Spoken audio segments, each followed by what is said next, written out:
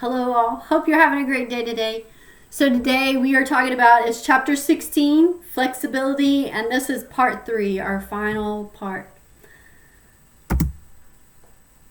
So our flexibility to program development, if we look at the FIT principle, FIT VP principle, we're going to talk about frequency, how often you should include flexibility in your program, the intensity. We'll talk about the time, the type of activity, and volume, and how you progress. So here we go.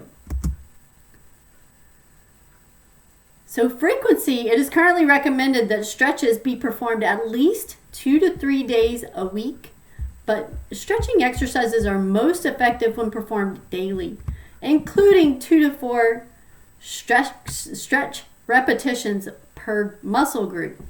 Bandy et al. Found no increase in hamstring flexibility in 93 female and male subjects when the frequency of stretching was increased from 1 to 3 times per day. Little research exists to refute the practice of stretching daily, whether followed by other physical activity or not. Moving into position of tightness or mild discomfort before holding a stretch is the current recommendation on static flexibility training intensity. This subjective feeling of discomfort will vary from client to client. Individual effort can be standardized in the laboratory using maximal voluntary isometric contractions. Phelan and Marin found that a submaximal form of PNF produced comparable gains in hamstring flexibility to those produced by maximal voluntary isometric contractions in 72 males, subjects aged 18 to 27 years. These authors concluded that PNF stretching using submaximal stretch contractions might reduce injury risk associated with PNF stretching. Because most fitness professionals will not have access to isokinetic equipment, it is recommended that fitness professionals employ a Borg rating of perceived exertion scale and suggest that clients position themselves for static stretching at an intensity that corresponds to a 13 to 15 or somewhat hard to hard range. Current recommendations involve stretch hold times of 10 to 30 seconds for active static stretches. Times of 10 to 30 seconds are also recommended for PNF techniques when preceded by a 3 to second active contraction. However, with older adults, an increase to 30 to 60 seconds for the stretch hold time is recommended. There seems to be a little additional flexibility benefit to static stretch hold times that exceed 30 seconds in the younger adult. It is recommended that a general stretching routine be used to best improve flexibility. This means that stretches should involve the major muscle and tendon groups of the body. Some of the more commonly performed static stretches and dynamic stretches are presented in the chapter. For an example of how these parameters can be incorporated into a flexibility training program, you can check out box 16.2.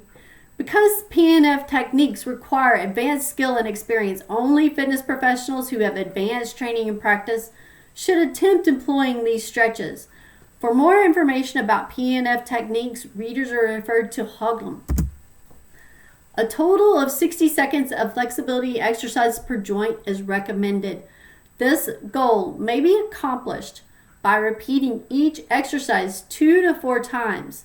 For example, 2 30-second stretches or 3 20-second stretches or 4 15-second stretches of the same joint. Recommendations for optimal progression are unknown.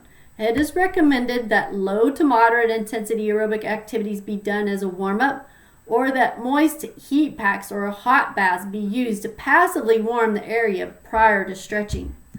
Flexibility exercise may acutely reduce power and strength, so it is recommended that flexibility exercises be performed after any exercise or sport where strength and power are important for performance.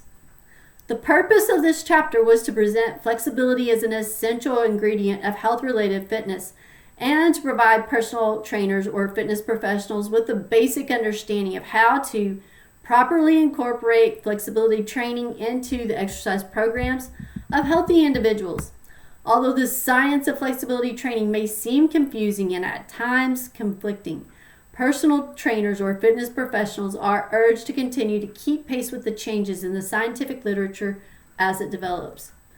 And that is all. That concludes our chapter 16. I look forward to talking with you more next time.